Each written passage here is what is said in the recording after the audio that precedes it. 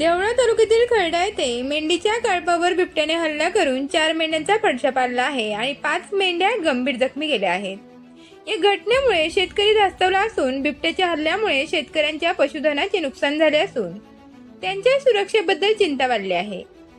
One विभागाने या घटनेची नोंद घेतली असून बिबट्याला पकडण्यासाठी पिंजरा लावण्याची मागणी शेतकऱ्यांनी केली आहे। या घटनेमुळे परिसरातील शेतकरी आणि ग्रामस्थांमध्ये भीतीचे वातावरण निर्माण झाले आहे।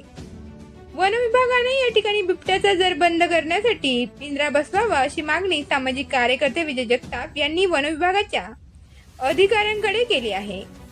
देवळा तालुक्यातील अतिदुर्ग डोंगराळ भागात खर्डा गावात तसेच इंदिरा गांधी विद्यालयासमोर असलेल्या कांद्याची काढणी झालेल्या शेतात मेंढपाळ रवींद्र वासुदेव यांनी आपल्या मेंढीच्या कळपाचा वाडा मुक्कामी टाकला होता। सोमवारी रात्री 10च्या सुमारास अंधाराचा फायदा घेत वाड्यातील मेंढ्यांच्या कळपावर हल्ला चढवला असून बिबट्याने 4 मेंढ्या फत्ते केल्या व 5 मेंढ्या जखमी केल्या असून या घटनेमुळे मेंढपाळांचे मोठे नुकसान झाले आहे।